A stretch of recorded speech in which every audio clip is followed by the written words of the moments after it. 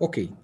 Uh, Distinguished professors, warm wishes to all of you. As the organizing secretary of IGU India International Conference Virtual 2020, I'm delighted to welcome you all respected professors, Dr. Mark Stafford Smith, Chair Science Committee Future Earth Australia. He's a chairperson of these sessions. I welcome Professor respected R.B. Singh sir, Secretary General, Treasurer, International Geographical Union. He is the moderator of these sessions. I am also welcome Professor Venu Zhao, Beijing Normalist University, China. Professor Kumar Swami, Emeritus Professor, ICSSR, Senior Bharat Darshan Universities, India. And Professor M.S. Nathawat sir from IGNU, India. Now I welcome to Professor R.B. Singh sir to start today panel discussions. Thank you so much. Now can sir start, please. Thank you. Thank you. Thank you, Dr. Kumar. Are you able to hear me? Yes, sir. Okay. So, welcome colleagues to very important session under the umbrella of International Geographical Union. We have commission on future Earth, and particularly we are focusing a couple natural and human environment system. And today we are going to have a focal, discussion on local to global sustainability and future Earth. As per tradition, generally, I would like to introduce all speakers and introduce the topic also. And then I would like to ask chair to, start the session. So dear colleague, first I would like to have the few important theme, and my thinking goes back to the very important model. What I would like to say, we have to integrate people, prosperity, peace, partnership, and then we can move towards the global sustainability. In this context, particularly, I would like to go back to 2015, when global community, started in March, signed a very important agreement that is known as Sendai Framework of Disaster Risk Reduction. Followed by on 25th September 2015 by the United Nations, what it is called the Sustainable Development Goals. And then it is followed by the Paris Climate Action. So just elaborating little bit this point, I think these are the very, very important for, focusing on the global to local sustainability. We have to see how aligning with net zero greenhouse gas emissions can contribute, how we can strengthening climate resilience, how we can reduce the biodiversity loss, how we can bring the innovation building on behavioral changes or the people and the population, and then also particularly on the economic front, improving the supply chain and resilience and circularity. Dear colleague, I would like to bring here three important elements: economy, polity, and culture. And we have to focus on all these aspects. Economy concerning with the producing goods and services for the people. Polity particularly concerned with the democratic governance and security of human rights. And culture, it concerned with the development of a social and a spiritual capacity of human being.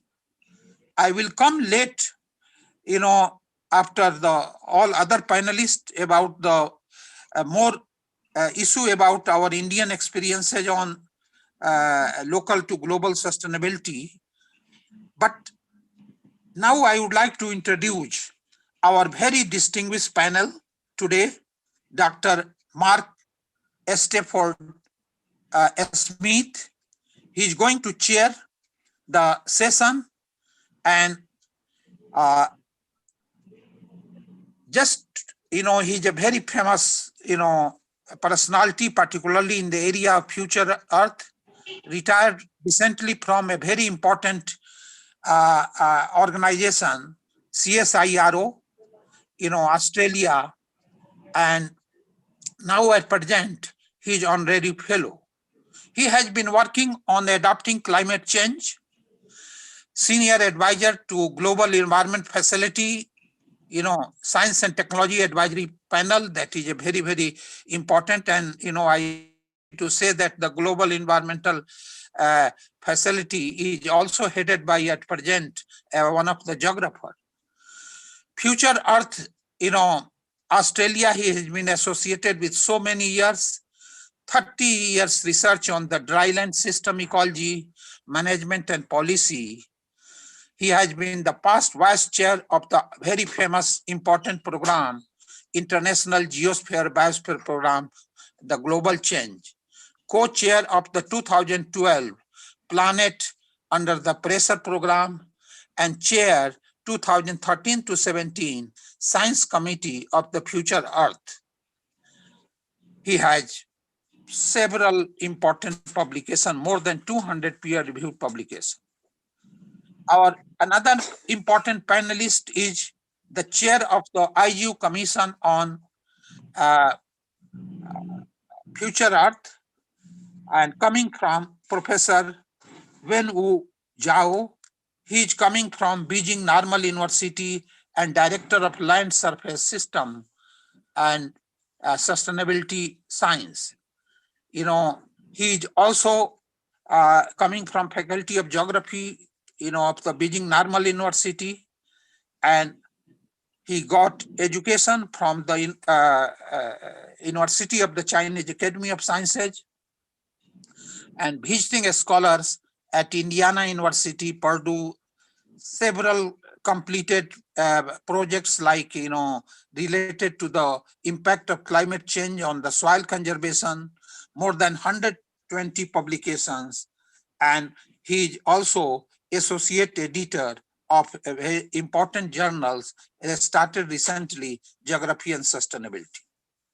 I would like to introduce my two Indian distinguished colleagues, Professor K. Kumar Swami. He is UGC BSR faculty fellow, Department of Geography, Bharati Darshan University. He is famous.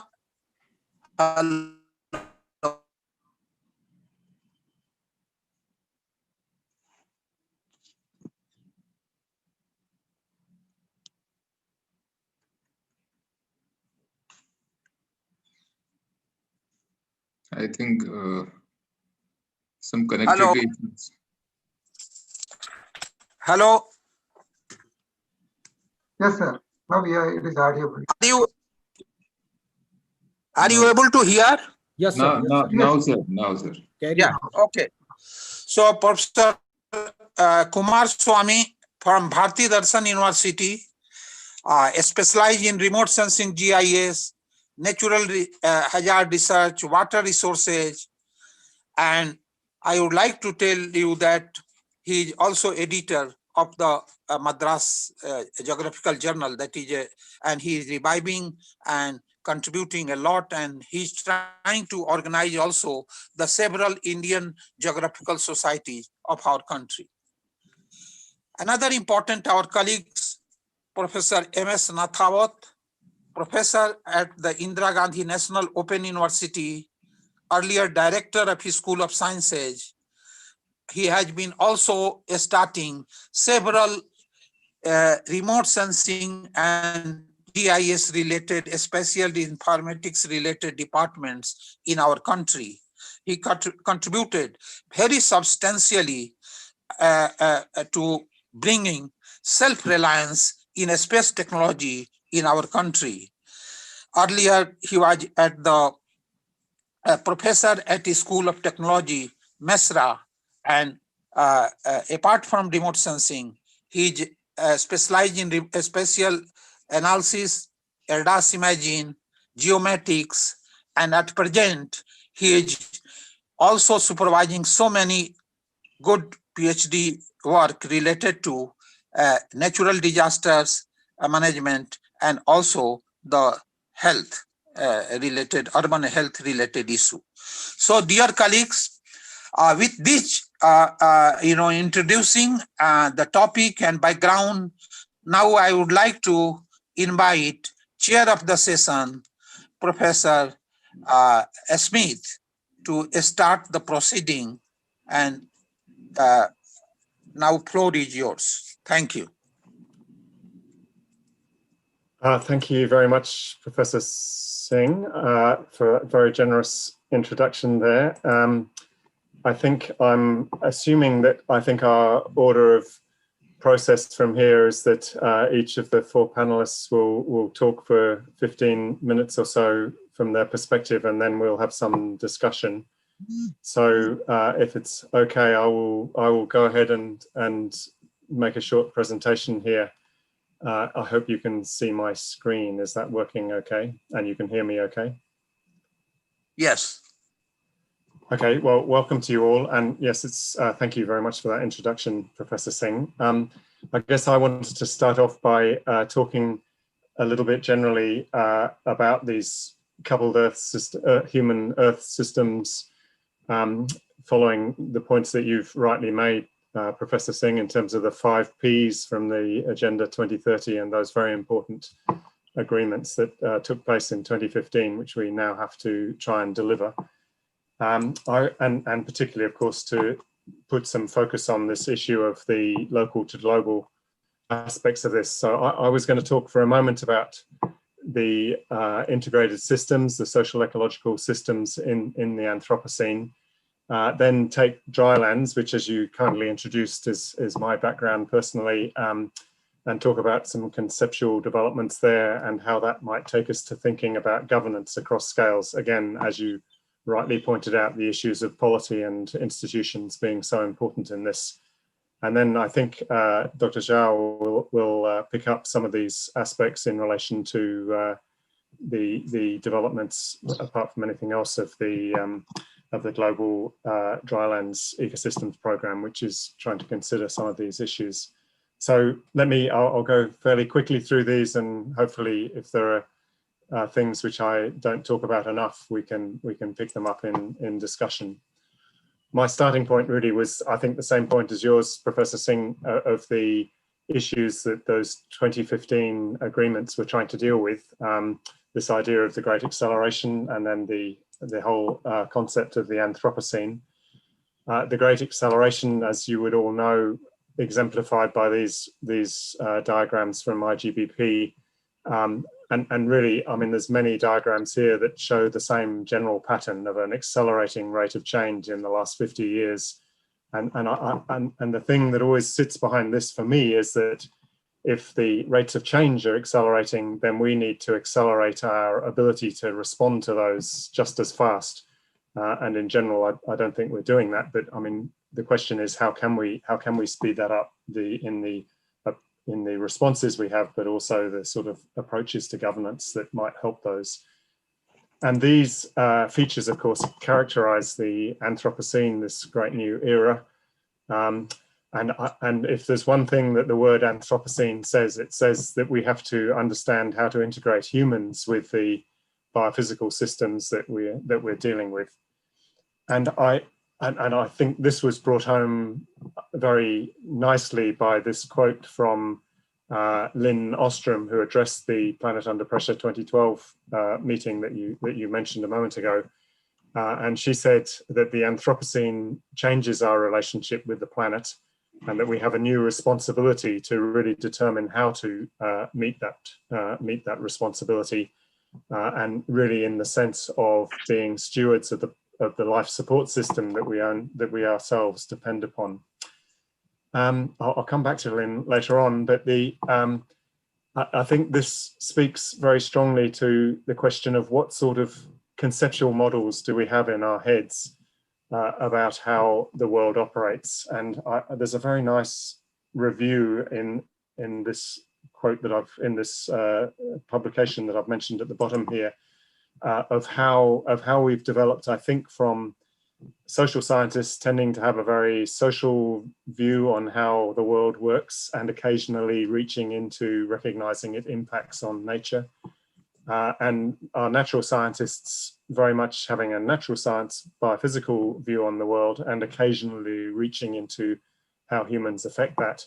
But in reality, we're slowly moving, I think, towards a much more integrated perspective that this diagram sort of illustrates, where we have the nature and the culture aspects, but actually they're deeply integrated in the way that many indigenous communities would understand quite naturally because they live so close to the land.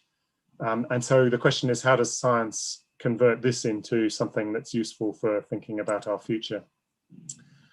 I want to talk about that question in the context of drylands. I'm sure you guys with the Thar Desert there in India, but and of course the Chinese areas that Venu is familiar with know that these are a very significant part of the world. And I won't dwell on this, but as you know, it's 2/5 of the world's land surface, really important in the context of global Earth system function in terms of carbon storage, in terms of impacts on climate and on biodiversity and so forth. It's also home to about 1/3 of our global population. These figures are a bit out of date, I realize. And about half of those people depend on natural resources for their livelihoods. And so there's a host of flow-on features that are important there in terms of how drylands operate. They're a very significant source of resources for our urban areas, but they're actually generally remote from cities and from the sort of most densely populated areas. I mean, the Thar Desert would be one of the more populated deserts in the world, but there are many drylands that are much more lightly populated than that. And so arguably that remoteness has resulted in them not being governed very well by our sort of urbanized planet, despite their importance in delivering resources. So I'm going to come back to some of these, the importance of understanding these features. But over the last 2 decades, there's been a lot of thinking, I think, about the framing issues which help us think about these social ecological systems in drylands. One paper in 2007 from Jim Reynolds and others, which I was involved in too, established this idea of the dryland development paradigm, which isn't really a model, it's some principles, some diagnostics for thinking about dryland systems. And it highlighted, I mean, its first principle was exactly what we're talking about today, that drylands human environment systems are deeply coupled and co-adapting. But it then tried to elaborate how that mattered. It talked about issues of slow variables and thresholds that help you think about when those systems might change state. It talked about the fact that these systems are very networked across multiple scales. We talked about hierarchical in those days, but I mean, often they're heterarchical, that the networks are not particularly structured. And then the idea that local knowledge about how to manage things is a key glue between the human subsystem and the environmental subsystem, illustrated on the right there, which are both changing over time and in a way have to stay in balance. And it's the local knowledge about how to manage them that is the glue that helps that happen, was the idea there. That original dryland development paradigm has been updated by a second version by Leslie Stringer and others a few years ago, which further developed it to emphasize the issues of relationships and interactions, unpacking those. It further emphasized this issue of thinking across scale, which we're talking about today, and talking further about those glue issues, the knowledge and the learning and experience that enables better or worse management to take place. And then I think in recent years, I've been involved here in Australia in trying to think about how this plays through into a sort of model of desert system functioning, which I won't go through, but is sort of illustrated in the grey boxes here, where the sparseness and remoteness means that various forms of variability and uncertainty tend to mean a low level of capital investment and limited livelihoods for people in remote areas, particularly dry ones. But understanding that then enables us to think about the points of intervention, some of the blue things there in this particular paper, that can help that whole system work better and produce better outcomes for its population and in fact for the world more generally. So those are some of the developing concepts there. I mean, they play out. I wanted just to highlight in 2 slides this book, The End of Desertification, which Roy Benke and Michael Mortimer produced in 2016. It's an edited volume with some really excellent individual chapters in it.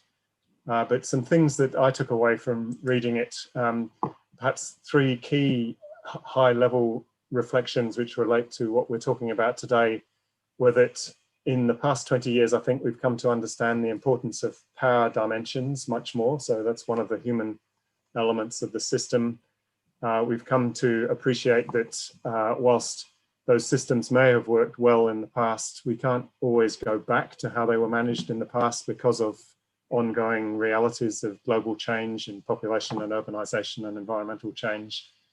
And the book also emphasizes the importance of narratives, which I think was something that hadn't been talked about so much up to then, and the influence of negative or positive narratives on how things progress.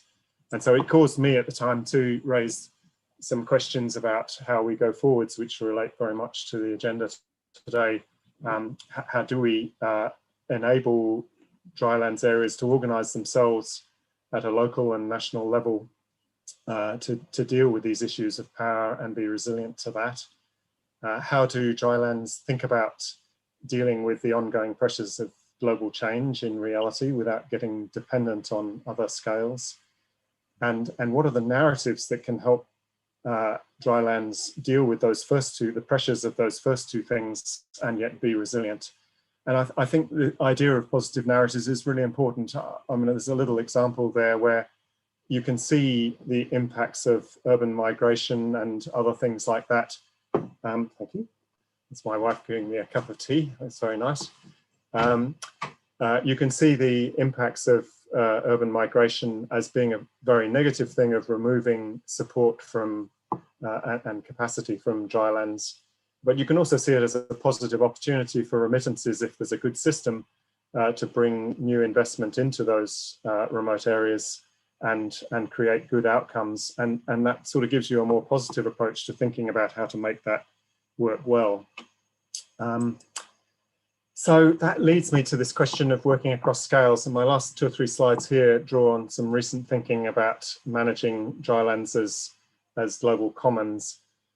I think the first point is that if we're concerned in drylands or indeed in other systems, ultimately to have some good outcomes at the global level, that challenge of global stewardship that Vin Ostrom raised, then we have to deliver outcomes at that global level. It's not enough to reduce carbon locally and yet still see the total amount of carbon dioxide in the atmosphere going up as we do at the moment. It's the total amount in the atmosphere globally that matters ultimately. But on the other hand, we have to deliver a lot of the actions to do that at a local level.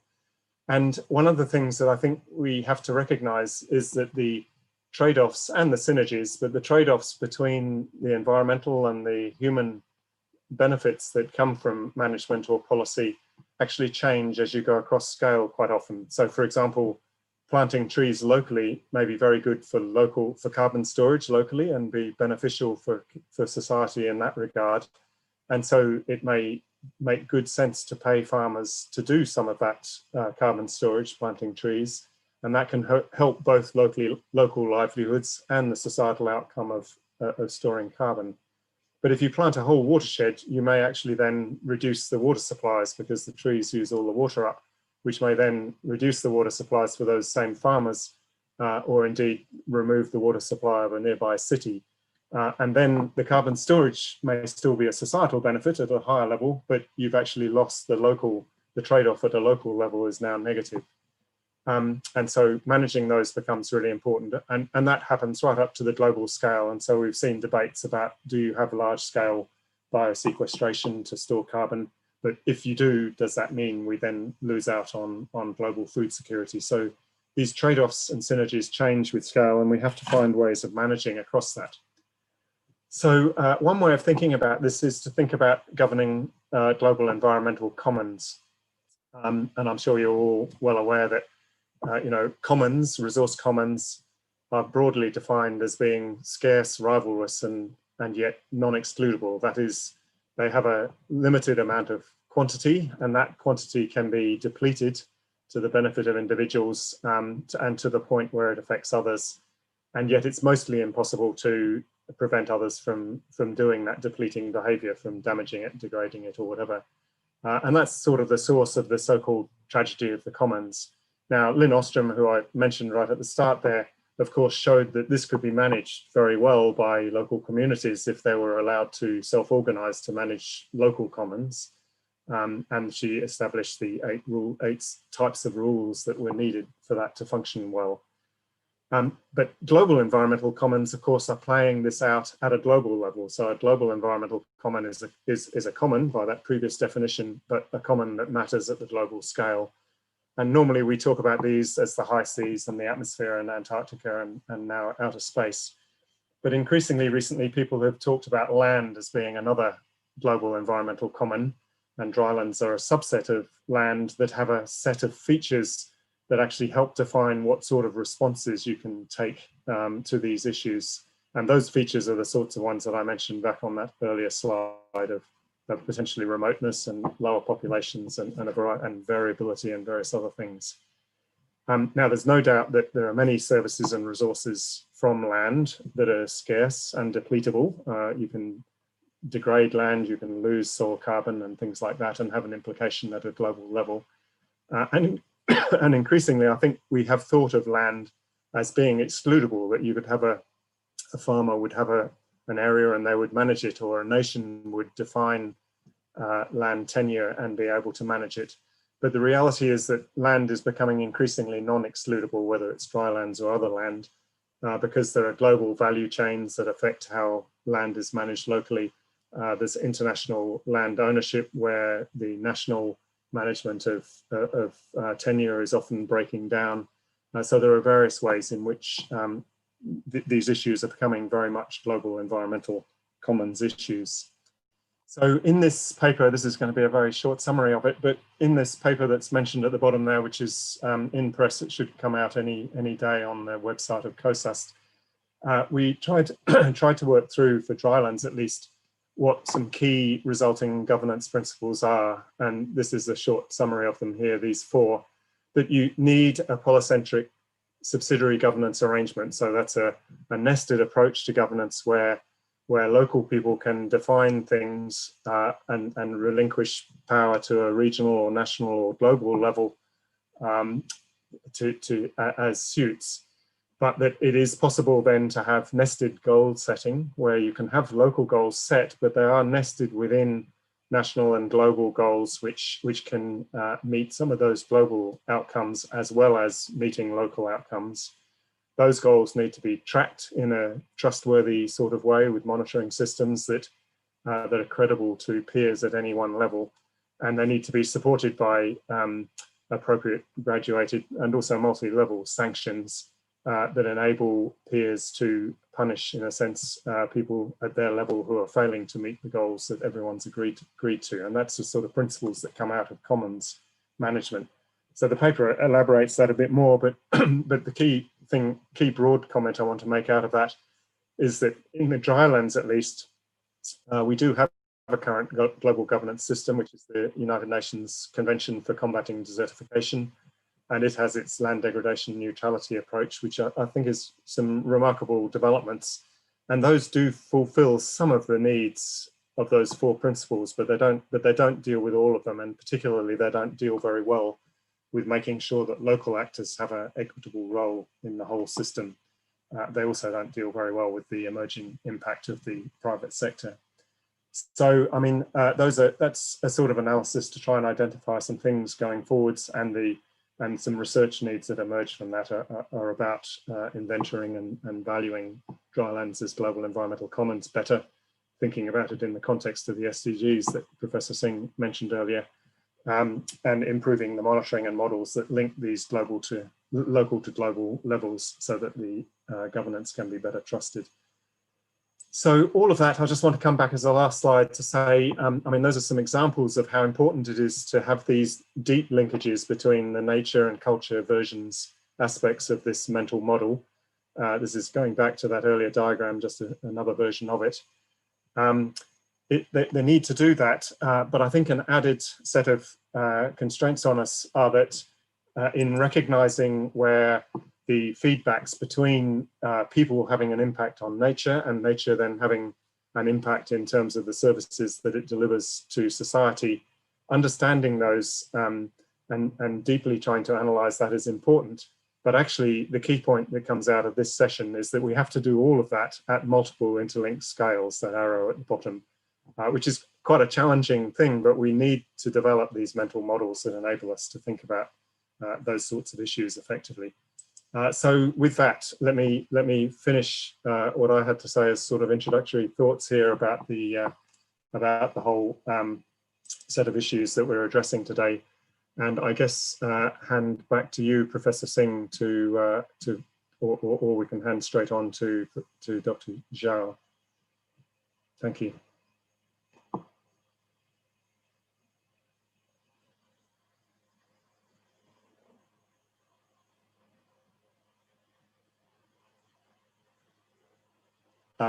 Perhaps if you're ready to go, you could just continue. Yes. I'm very happy to do that. Yes, and I will share my screen. Yes, just a minute. Yeah. And thank you so much. And it's my great pleasure to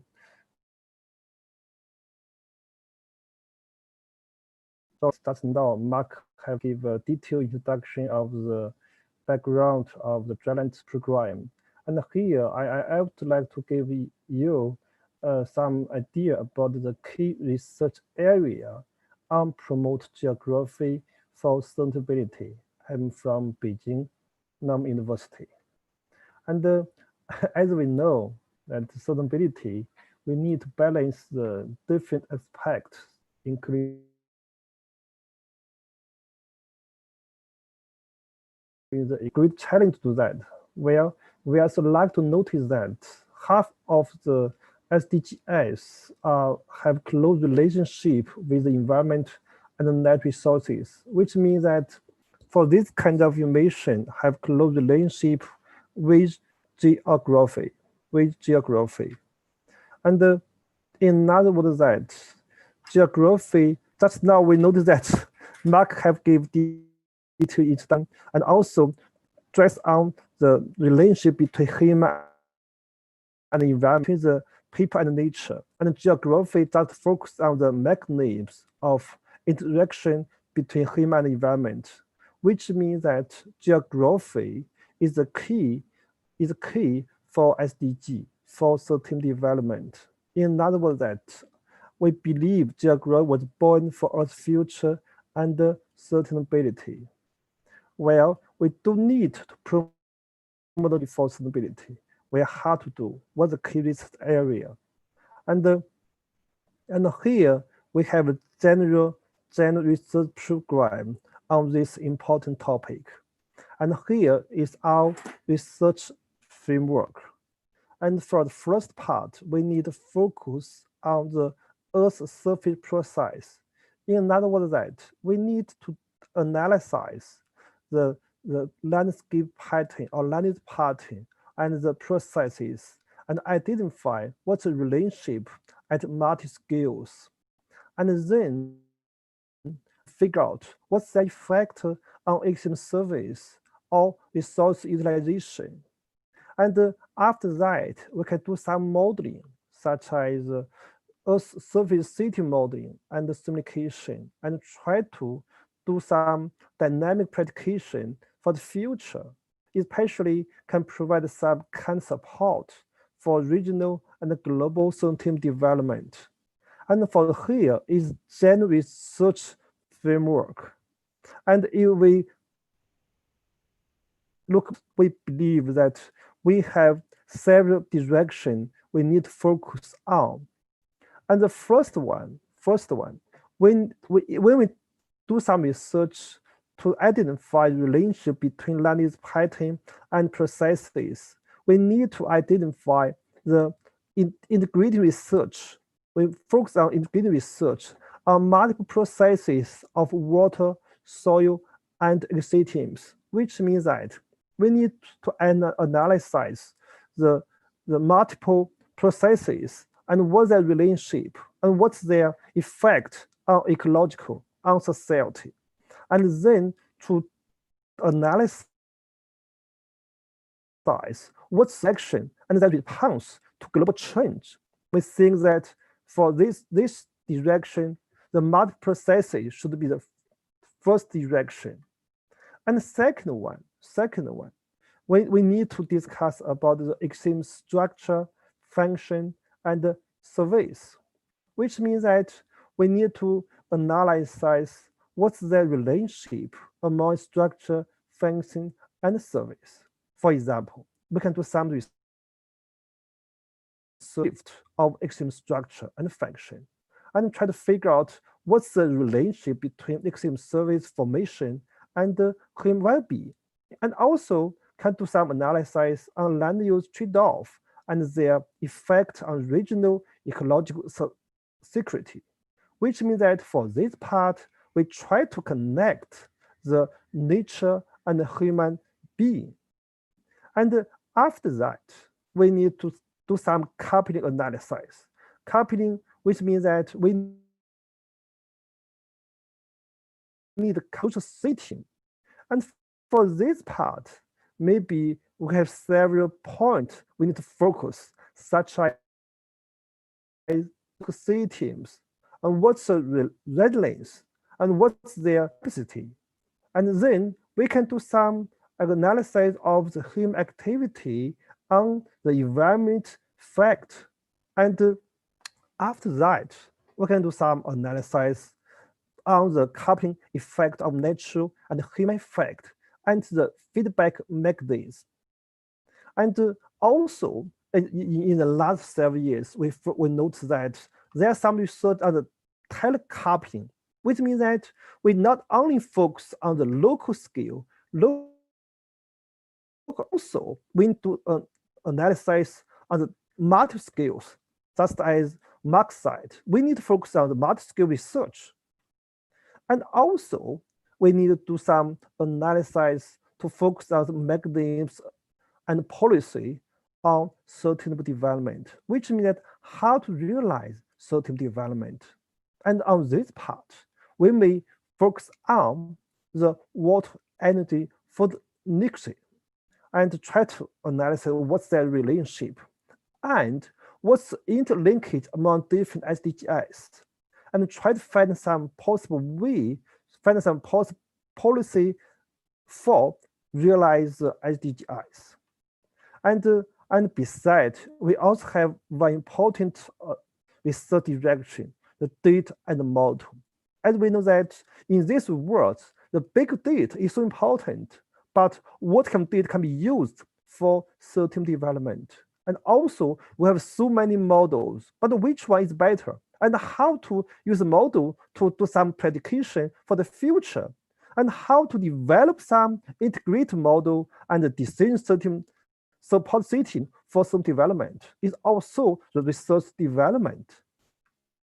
And that's now we have given the general research area. And also, if we want to do some research, we need to learn topic. And that's now, and Mark said, the general area is very important.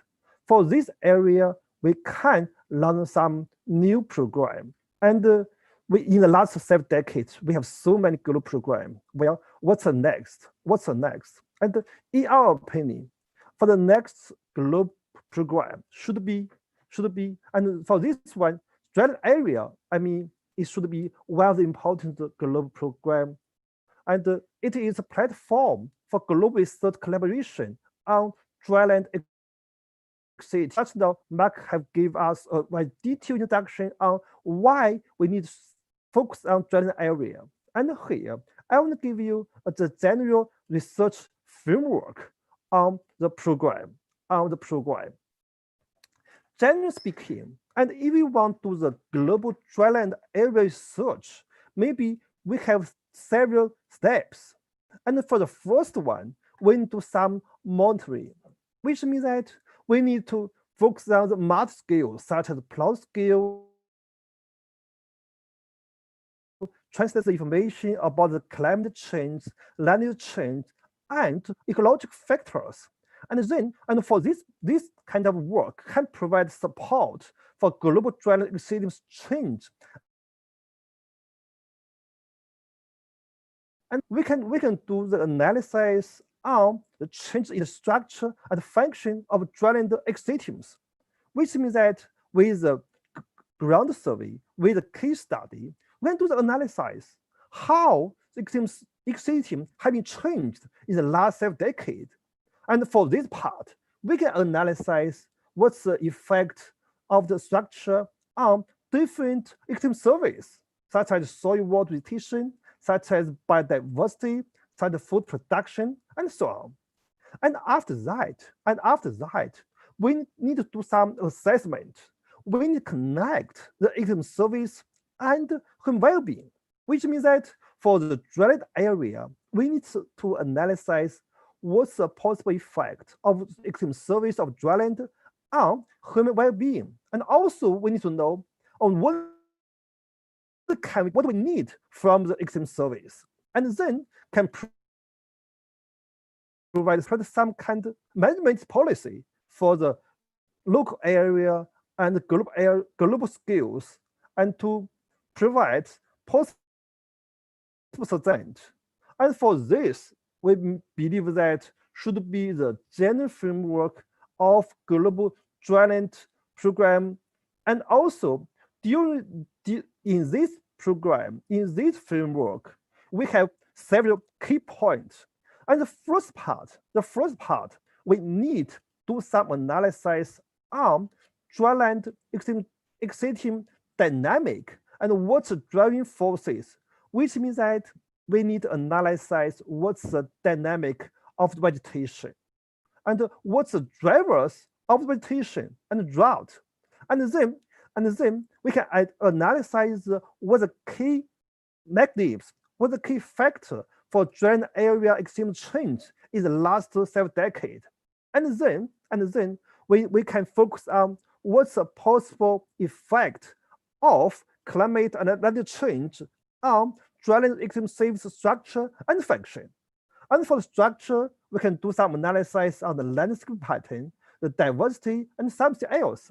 And for the function, we can do some analysis on the production, the communication, and for the resilience, and it's also a hot issue in these years. And we can analyze the ecosystems and to identify what's their regional shift in the last decade. And then to evaluate to prediction on ecosystem surveys and try to analyze the connection between ecosystem surveys and human well-being. For this part, we're going to do some analysis, to some evaluation on soil retention, and try to analyze what's the relationship between food, water, and energy, and then try to connect. And then we can provide some possible ecosystem management, possible policy for the local area, for the global area.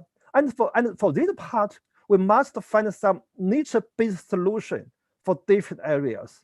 We must try to find some possible policy for realizing certain development, and then can try to we have more people to realize certain development for the not only for the local area, but for the global area. And for this is the key concept framework on global dryland research program, and it's a research on dryland ecosystem service ecosystems to promote sustainability for the world, for the future. And also, we notice that when we do this kind of research, we need some platform on this important topic.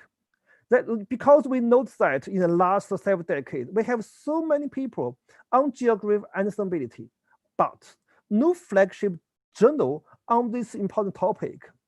That's why we launched a new journal. And this journal is also the official journal of Education Commission on Geography for Sustainable Development. And now we will waive all the open access fee for the international manuscript. And for this journal, we focus on geographical processes, ecosystem service, and human well-being, the human environmental system, the system development, and geodata and model for sustainability. And for this kind of research topic is also the key research area on geography and sustainability development. And we, for this new journal we launched, we just have about 8 months. And also for this journal have a good citation, and which means that it will have a good impact factor in the future. And we noticed that the new journal already accepted for inclusion in scopes, which means that it will be an important journal for we will also open access fee for all the international manuscript.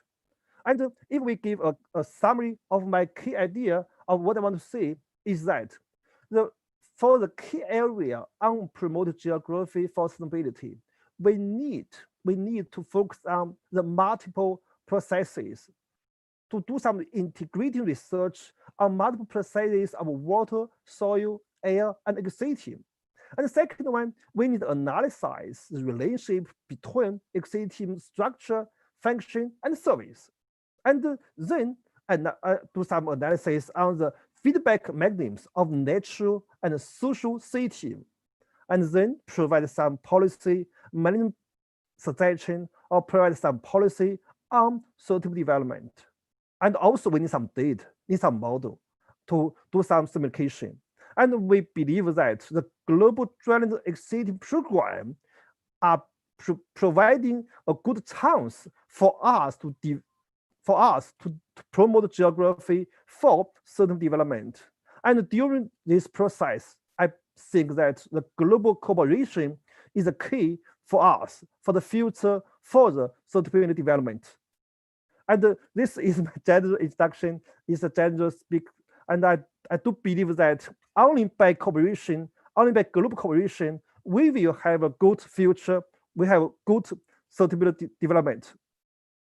And thank you so much all. Thank you. I have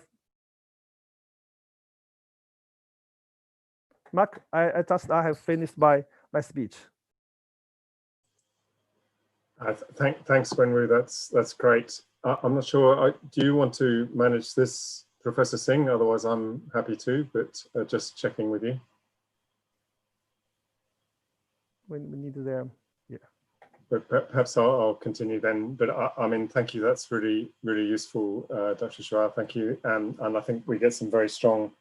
Well, I think the thing you emphasise very strongly, which I probably didn't say and should have, is how important geography is to this nexus of social and environmental issues and the opportunities that come from the sort of geographical sciences there.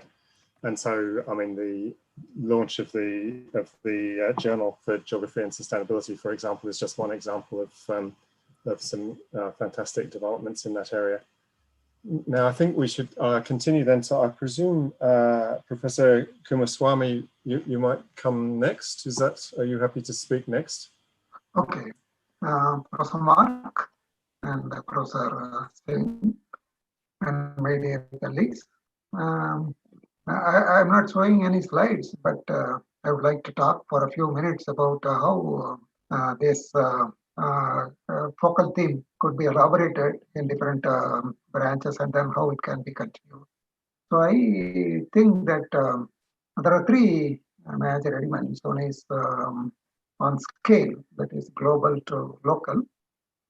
Second one is about the spheres, man and earth, how they are interlinked. And the third one is about the curriculum, how this information can be disseminated to the students in particular and the society in general. So in that respect, I would like to talk on the scale. The United Nations have initiated the Sustainable Development Goals, and these goals are designed by the experts, and it's being to be adopted by different nations. And in that sense, the government of India has also adopted, and we are certainly above the average in certain development goals, whereas we are also poor in certain areas. And what is required is we have to balance the development goals of various states. Now the problem comes to the states. So different states have their own levels of development. So here comes the geography. So the geographical aspect is that all the states should grow and develop equally, so that the national development could be achieved. That is one. And then even within the state, we have different problems. So we have different districts, and also coming down in the scale, it is the panchayat level. So panchayat Raj. So we have different scales, and at top level you have the UN, and then the country, then state, then district, and then panchayat Raj. So the basic grassroots level is panchayat in India. So likewise, there may be different scales of operation in different countries. So now, Government of India is emphasizing on the grassroots level, panchayat level. So we are emphasizing on. The second one I would like to talk about is on the human-earth relationships. Human influences the earth, different spheres, and different spheres also influence the human activity. In that respect, the earth spheres of lithosphere, the rock, the soil formation. The second one is hydrological, various forms of water, and then how we are polluting and then degrading the quality and so on. And the third one is how the atmosphere, spacecrafts are polluting, the satellites are polluting the upper atmosphere, and then at the lower level, how we are polluting the lower level atmosphere. So all these things are to be investigated in detail. And finally, the biosphere, the fourth sphere is biosphere, how we are deteriorating the plant life, animal life, and all these things. So this kind of residual analysis is required to investigate how we are influencing the earth spheres and how earth spheres have the limitation, because now we are coming to the sustainability. The sustainability, we should think of the future generations, and we have to frame the rules and regulations or laws accordingly. And the third one, what I am as a teacher working in the university system, how we can contribute for sustainability in different scales and also in different spheres of the earth. Say, for example, I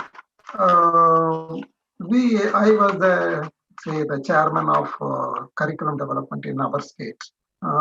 So what we did was we included one complete chapter in geography textbook in our state. So that is a sustainable development. And at the college levels and university levels, we recommend one or two courses on sustainable development for UG level, and at PG level, master's level, we recommend at least a couple of one separate course, not units, but separate course for PG level programs. And it is minimum. We are recommending minimum, but it can be even more than that. And we are also recommending our students on research projects to take research projects because UGC and other agencies are giving fellowship to our students. We recommend our students to go on sustainable development, either go for hydrological studies, watershed studies, or various forms of water or even soil and so on. So this kind of work we are doing. And this is the formal way of implementing this through the curriculum. And the second one is the institution, that is like geographical societies, NGOs, and so on. So this is second part. So what we are doing in our society is that we are creating the awareness through celebrating the Earth Day or Ozone Day or Environment Day or something like that, and join with the schools. So hundreds become thousand becomes million.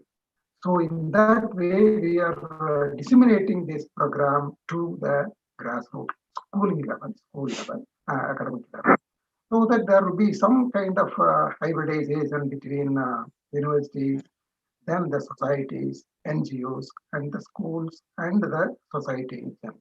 So we are also organizing the essay on various issues, then drawing competition, oratorial, and other competitions, so that we can disseminate this information to the local level. Probably that is a thing I wanted to, on 3 levels I talked about, and that is how I perceive this sub-theme for our discussion. Thank you very much, Dr. Mark, and you can proceed. No, thank you very much indeed, Professor Kumar Swami. Yeah, that's really exciting, because in the end, as you say, we can have all the good scientific ideas that we'd like, but if they're not transmitted through society, then they're not much use. There's your initiative with the students I find really interesting, and I wonder whether you've come across also another initiative that's not quite the same, but it's called the Young People's Plan for the Planet, and it's a process that's gradually happening in a variety of countries to encourage students to develop plans for their local regions in relation to the SDGs, but then sort of collate them together and take them to national governments in different places. I know there's several countries doing that now, but it would be very interesting to talk more about that, perhaps if we have time in a few minutes. But let's go on. So Professor Nathawat, sorry if I'm pronouncing your name wrong there. Perhaps, are you ready to talk now? Yeah, Professor Smith. I hope I'm audible to all. Okay. Yes, sir, it is audible. Please proceed. Okay, thank you. Yes. Actually, unlike you and Professor Zhao, I also not prepare a presentation because I thought it's a panel discussion only. But anyway, I would like to put my views related with what I understand about the research related with the global to local. I rather consider it from the local to global kind of thing, because we have seen many examples where if we pick up a wrong thing in local and projecting things in global, we have seen that a blunder in IPCC's report also. But anyway, I'll just start with few of my comments. It's really an apt topic, and you and Professor Zhao and Professor Kumar Swami has already covered many things. So very little to speak for me. So today's environmental and social challenges occur at multiple geographical scales and are interrelated in complex and often unseen ways. Decision makers no longer have the luxury of tackling individual, economic, or social issues without accounting for environmental concerns and vice versa, because the real impact is there. So tremendous progress has been made in understanding the functioning of the Earth system, and in particular the impact of the human actions, and even technologies are available. So although this knowledge can inform management of specific features of our world in transition, societies need knowledge that will allow them to simultaneously reduce global environmental risk while also meeting economic development goals. For example, how can we advance science and technology, change human behavior, and influence political will to enable societies to meet targets for reduction in greenhouse gas emission to avoid dangerous climatic changes? At the same time, how can we meet needs for food, water, improved health, and human security, and enhanced energy securities? Can this be done while also meeting the United Nations Millennium Development Goal for eradicating extreme poverty and hunger and ensuring ecosystem integrity, especially for developing countries? The pace and magnitude of human-induced global change is currently beyond human control and is manifest in increasingly dangerous threats to human societies and human well-being. There is an urgent need for the international scientific community to develop the knowledge that can inform this and shape effective responses to these threats in ways that foster global justice and facilitate progress towards sustainable development goals, which has been widely covered by Professor Zhao also. So the global change research community, which has played a central role in understanding the functioning of the Earth system and the human impact on that system, holds the promise to meet the need.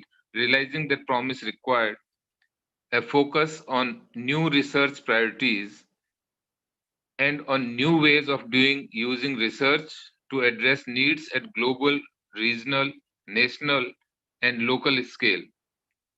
This is designed to identify broadly accepted grand challenges in Earth system science for global sustainability, identify high priority research that must be carried out to address those challenges, and third, mobilize scholars in the science, social, natural health, and engineering, and humanities to pursue their research work. There are 5 grand challenges, which are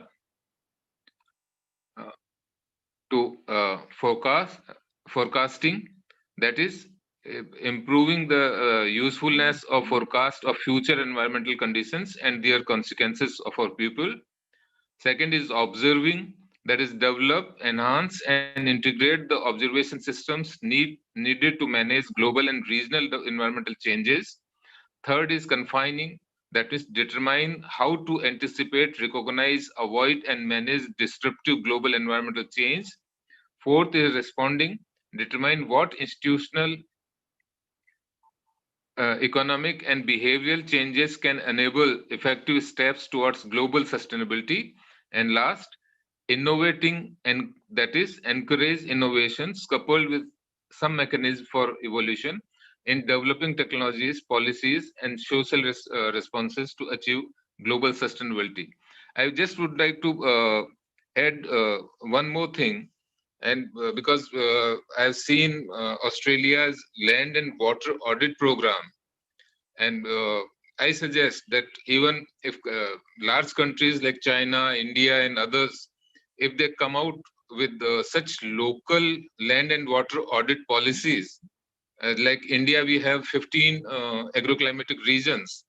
So if each agroclimatic region can be that policy for land and water audit based policy is developed, then I think we can tackle the problem what Professor Smith was talking about. 40% of the land comes under the arid or semi-arid kind of things. So we can just have them a productive use of those kind of lands. At this stage, I would like to just finish and hand over to Professor Smith. Yeah, thank you, Professor Mahendra. That's again some really good inputs into this.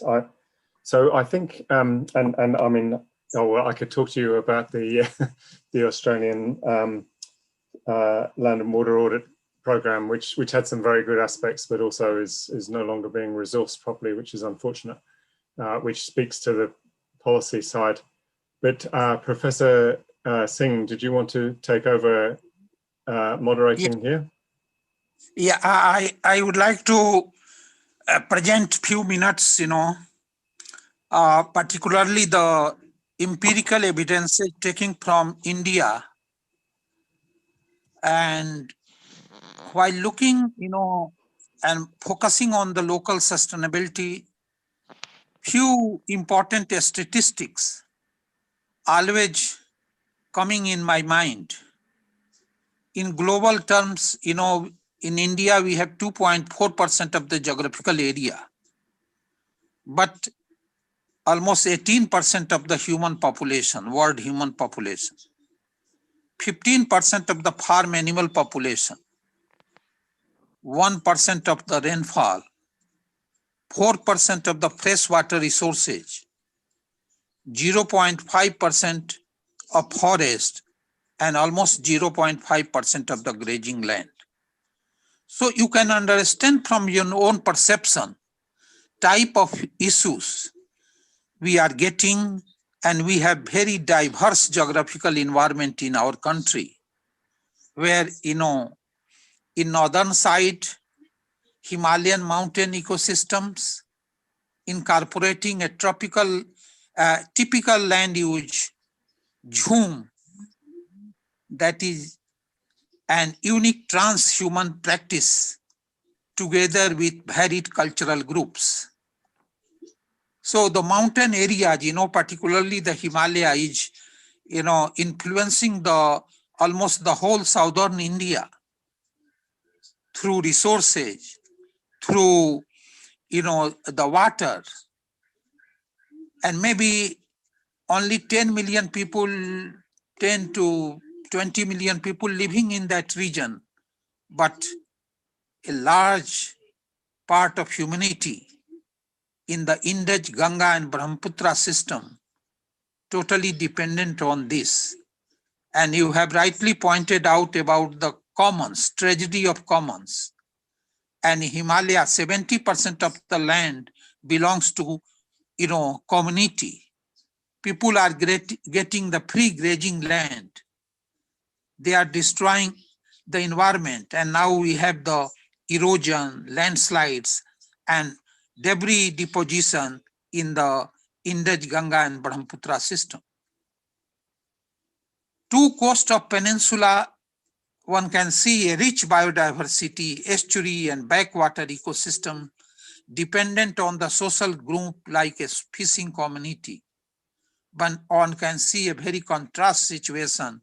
Eastern side, even it is very difficult for a fisherman to have a boat, but western side, they have a very modern type of the boat.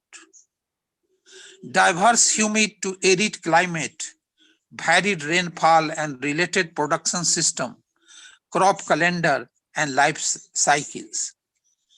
Plateau characterized by a steppe to savanna and humid mesothermic forest. And then we have the largest Indus, Ganga, Brahmaputra alluvial plain. Particularly we have a typical type of socio-economic interaction, what it is called the Jajmani system. On the other hand, rising the urban mega cities like Delhi, Agra, and all. So diversity in rainfall is influencing the whole sustainability in India. If you will say in the eastern side, we have the 2,500 millimeter rainfall. But if you will go to the Rajasthan, where our colleague Professor Nathawat comes from, 100 less than, particularly in western Rajasthan, less than 100 millimeter rainfall. Again, if you'll go to the southern India, Western Ghat, a very high rainfall, but eastern region, again, high rainfall. But we have also the in-between, Western Ghat to Eastern Ghat, the, a low rainfall region, particularly the south central shadow region. So climate change, becoming another very, very important, and we have the more on the warm water, corals, coastal flooding. These are the regions, getting the lot of, impact. But poverty is not the phenomena of the past in India. We have a typical nature of the regional structure in our country, where we have the states or province where per capita income is very high, but they do not have the natural resources like Punjab and Haryana. But on other side, we have the very low per capita income, and we have the high concentration of mineral resources like Chhattisgarh, Orissa, Jharkhand. These are the states. So we have a very complex nature. It is not like a North India or South India or East India and East India, but we have the pocket of poverty. In each district has a pocket of prosperity and pocket of poverty. What somebody called syndrome of collective poverty. In this context, I would like to mention the one very important ambitious program taken by our planning commission, Niti Aayog, it is called. 117 districts are the poorer districts where, we do not have the much level of education, production system. And so that is why I think all over the country, 117 districts have been, prioritized. And I think it is very important for geographers to focus on this research. And particularly here, I would like to bring before you the concept of 6 industry. Primary 1, secondary 2, and tertiary 3. If you can combine 3 to 5 and 1, 6. 30% of the agricultural production in developing country undergoes for industrial processing. But in developed country, maybe more than 90%, 95%, production. We have all over the country, we have the primary production, agriculture, minerals, animal husbandry, forestry, fisheries, but we are lacking processing. We are lacking marketing. And so that is why I think this is a very, very important for improving the local sustainability in our country. And so that is why, we are identifying the topmost horticulture producing estates, vegetable producing estates, spices producing estates, flower producing estates, so that the land use model and land use planning can be done. And our colleague very rightly pointed out about the agroclimatic zone, Professor Nathawat. I think this requires careful inquiry. Another important area, I would like to mention, particularly that we have a banana type of development in our country. Banana shape means, starting from Punjab, Gujarat to Tamil Nadu, we have a 50% of industrial unit and 60% of the employment are located on these, but no decentralization. So decentralization is a very, very important aspect of sustainability. A decentralized development is a need of the hour. Same thing one can see in the case of urban development in our country. And now one can see a positive relationship between in mega city, the urban heat islands and the disease pattern, emerging. So this requires also the careful inquiry, and we have to take the several type of biophysical factors, several human dimension factors, and then we have to combine, and we can do the integrated, assessment of vulnerability and all. Then we can move in the area of direction, which can be said sustain, inclusive, and sustainable economic growth, full and productive employment, and one can provide decent work for all, but not looking the industrial development, because we have in Gujarat, Tamil Nadu, Delhi and surrounding, that Odisha, Bengal, these are the few important pockets where we have more industrialization. But fostering innovation and skilling all over the country, particularly to rural artisans, will bring a lot of things. Last thing I'd like to point out that on renewable energy front, we are going in a very successful way, and particularly on the wind power, biomass, and the solar, I think we are achieving the targets well ahead of the 2030 agenda of change. And we are in the very right direction for achieving the contribution of the renewables of 31%. We can reduce also the use of gas from 21 to 23%, oil 4% to 2%, and coal 41% to 32%. And we are quite ahead, looking the target presented before the COP21. Youth, already Professor Kumar Swami and our colleague also, Professor Zhao, mentioned, and you particularly elaborating the role of the drylands, because in our country also 68% of total area may be considered as a dry area where precipitation is less than potentially evapotranspiration. And so that is why we requires a very careful, and a social, economic, and ecological inquiry in these areas, particularly if we want to achieve sustainable development in our country, because 68% total area, falls under the dryland situation.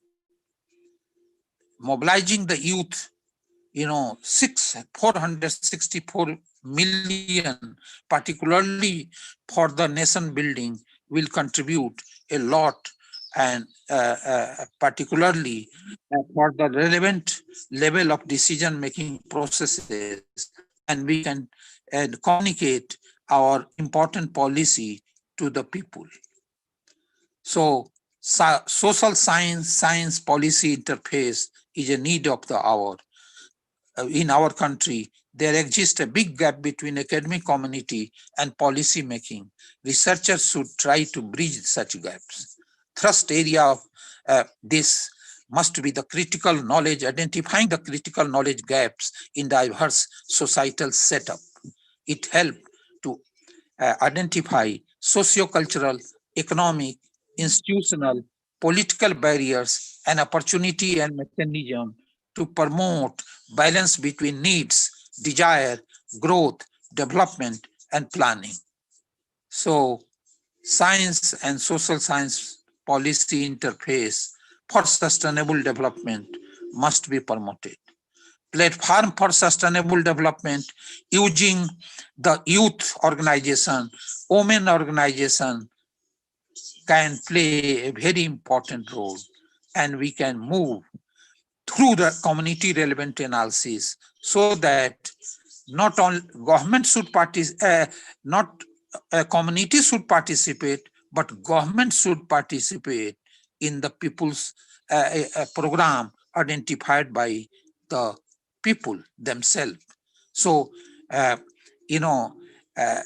participatory diagnosis, development, and should be promoted in our country for achieving the sustainable development goals, and we can move in the area of direction which may be considered as sustainable development. So thank you, Chairman sir.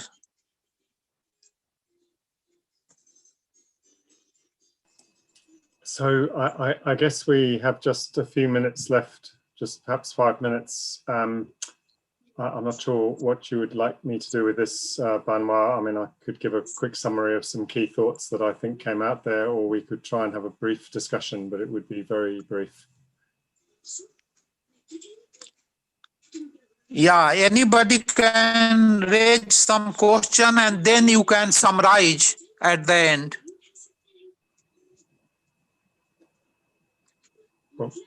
Well, perhaps I can just ask a question of the other panelists, which is, I mean, if you saw a really important question for research in the geographical sustainability area, what would be the one most important thing you think people listening to this should be thinking about in the future? Okay, and in my opinion, that the key is to have coupling the human and environment, and is a key. And also that's now, and Dr. Singh said that if we want to do some research for the local area, we must focus on the dryland area, is my answer. Thank you. Okay, perhaps would either any of the others of you like to comment on a response to that question? Yeah, another important point I would like to mention that, you know, behavioral change is very, very important, and communication. You know, health services we achieved, like in case of COVID, you know, I can give you example, but what is lacking is a health communication. And, you know, I can give you the examples, particularly in our tsunami and the cyclone case. Through better communication, we are able to reduce the loss of human life to a very, very small level, maybe 10, 20, but same magnitude, you know, 20 years back, I think 50,000 people were killed. 20,000 people were killed. So the communication is a very, very important. Development communication, health communication, education communication, and also the influencing the behavior of the people, human behavior is very, very important. Thank you. Right, and Professor Kumar Swami? Yeah. What I feel is that we need atlas, mapping, thematic cartography, and then addressing through the press, the media is very, very important, because any sustainable development goal is to be studied and then it has to be propagated to the public, because that is missing. So media is to be utilized, and then mapping, whether atlas or any kind of thematic maps, you have to prepare a digital map, and then it has to go to the government and then policymakers and then through the media. Media is very, very important. Thank you. Oh, thank you. Now that's a good response. And Professor Mahendra?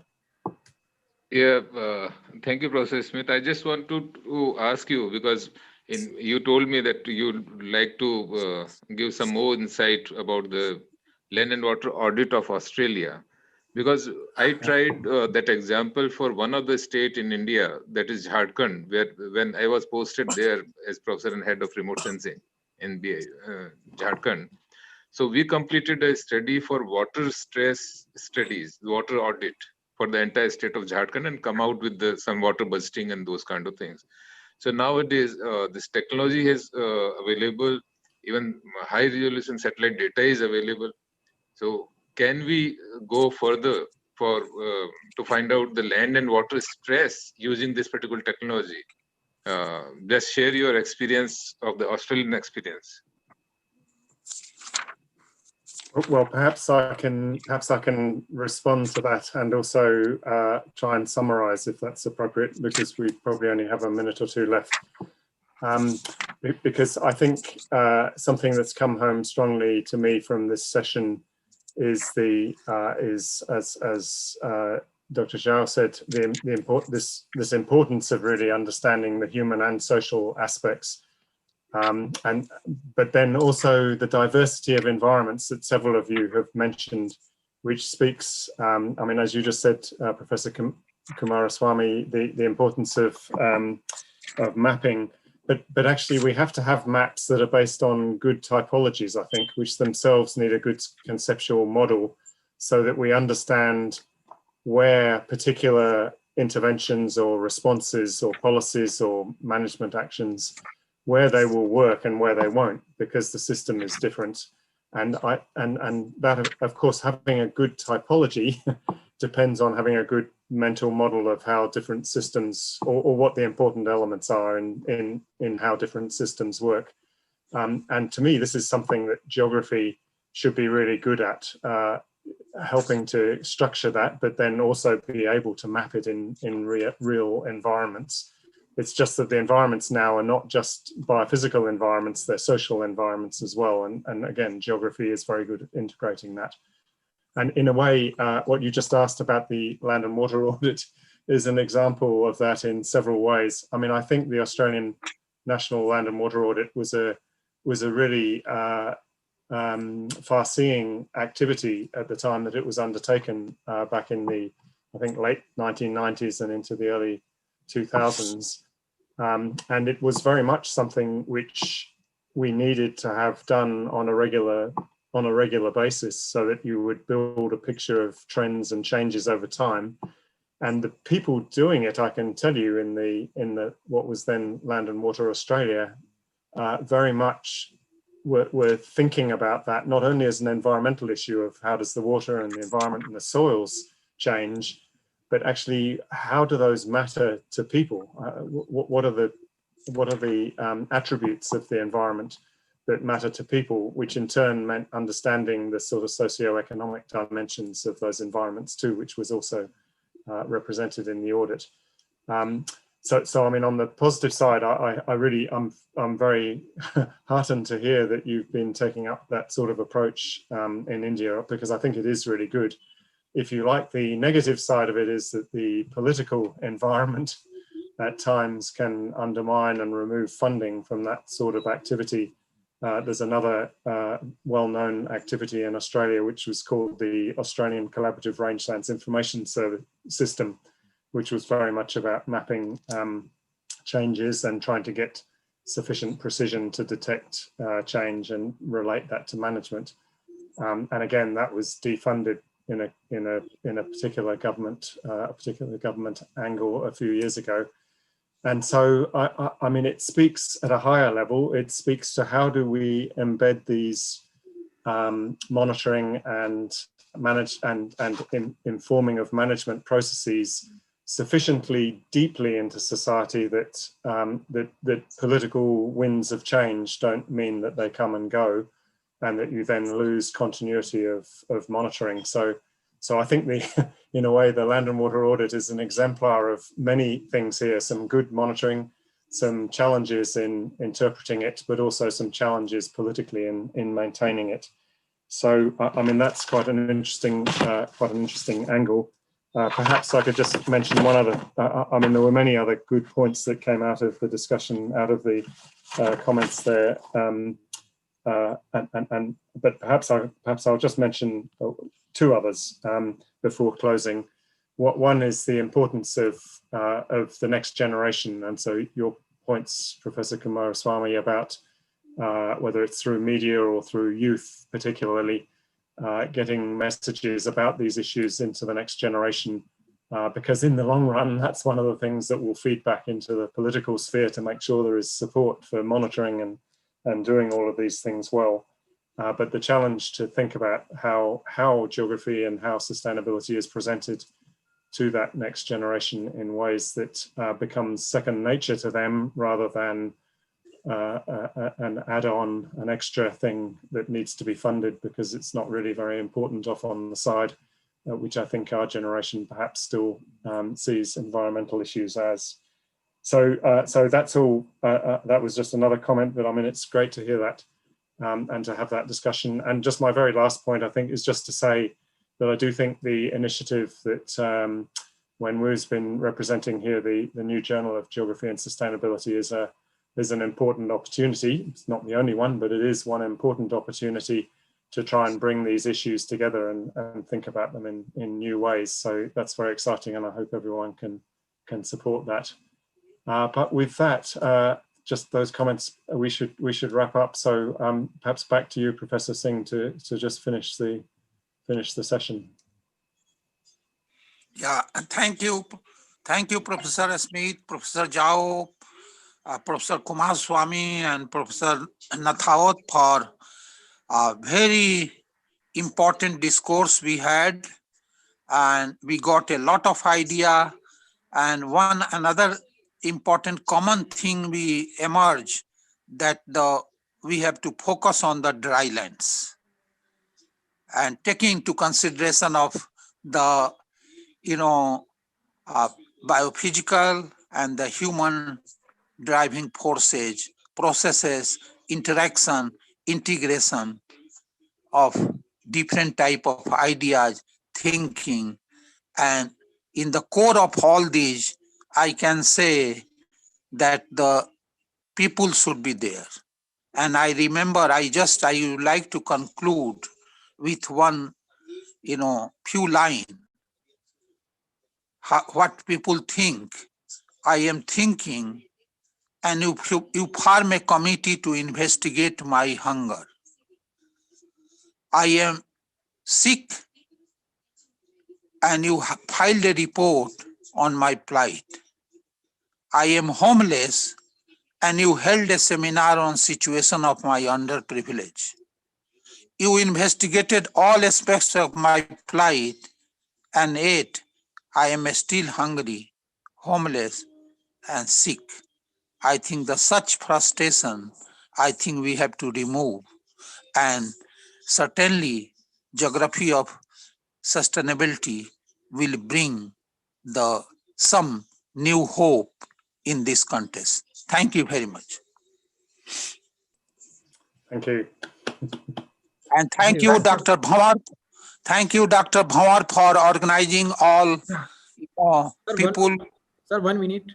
Okay. Yeah. Sir, thank you so much, respected Professor Mark Stafford Smith, and respected Professor R.B. Singh, sir, Professor Venu Zhao, Professor Kumar Swami, sir, and Professor M.S. Nathawat. Thank you. Thanks for joining to meet and talk about the future Earth. A very good sessions, and thank for giving us valuable time to contribute in the commission meet. How many watch? How many people watched? Sir, I will tell you, sir. And we are mere the thankful that you attend our event. We hope you enjoy and a lot of experience from your side. And looking forward to meeting you again next time. Thank you. Thank you so much, sir. Thank you. Thank you so much. Thank you so much. It's a great pleasure to be. Thank you, and good day to all. Thank you. So yes, Nice. so kind.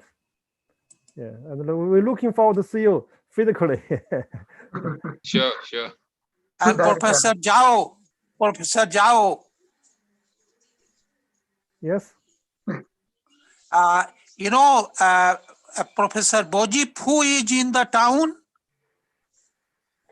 I'm sorry. We invited him for Professor Fu. Yes, yeah. Professor Bojip. Fu, yes. We invited him for tomorrow 2:30 valedictory function. Please convey. That's great. Yeah. Sir, thank you so much for the valuable time spared with us. Thank you. Thank you. Yeah, Thank you, Director. Someday I can Thank see you, sir. you Good day. physically. I can looking forward to see you in China. Sure. Okay. We will hope so. Yeah. Okay. Thank you. Bye, my friend. Please, Bye. please, Bye.